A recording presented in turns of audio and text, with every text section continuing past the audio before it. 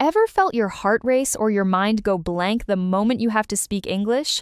That tension is real, and it's something almost all learners face. I'm Ikra, and we're unpacking this together today.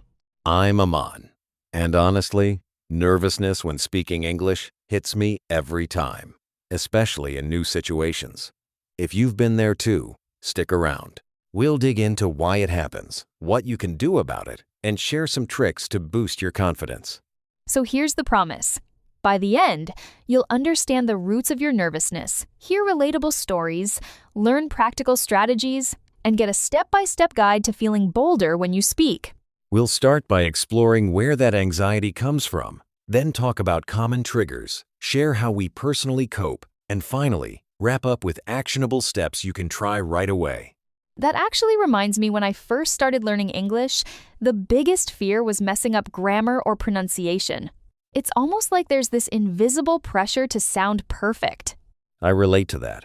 For me, it's even stronger when I'm around native speakers. I worry they'll judge my mistakes, even if they actually don't care. That fear makes it hard to focus. What surprises me is how much that pressure comes from ourselves. Sometimes, we're harsher than anyone else would be. Do you think it's mostly self-imposed, or is there more to it? Honestly, I think it's both. There's our inner critic, but also the way society values English fluency. That feeling of being watched amplifies the nerves, whether it's in a classroom or chatting online. Funny you say that, because even everyday situations can trigger anxiety. Like ordering food in English, it's supposed to be simple, but suddenly every word feels crucial. Exactly. And work meetings? The stakes feel higher. I used to rehearse sentences in my head before speaking, hoping I wouldn't stumble. Social media adds another layer. Posting in English sometimes feels like exposing yourself to criticism from hundreds of people. It's not just about grammar, it's about belonging. And even group chats can be intimidating. If you're the only non-native speaker, you might worry about slowing down the conversation or being misunderstood. After 2 failed attempts at speaking up in class, I realized my nerves were holding me back.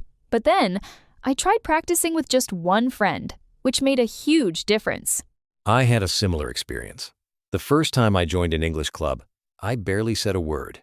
But after a few sessions, I found myself getting more comfortable because everyone was supportive. It's wild how small steps can build confidence. Sometimes, it's just about finding a safe space to make mistakes. Totally.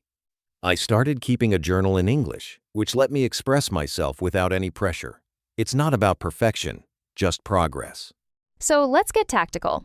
One tip that helped me was slow breathing before speaking. It calms the nerves and gives you a moment to gather your thoughts. I love that idea. Another thing is preparing key phrases ahead of time. That way, if you get stuck, you have something to fall back on.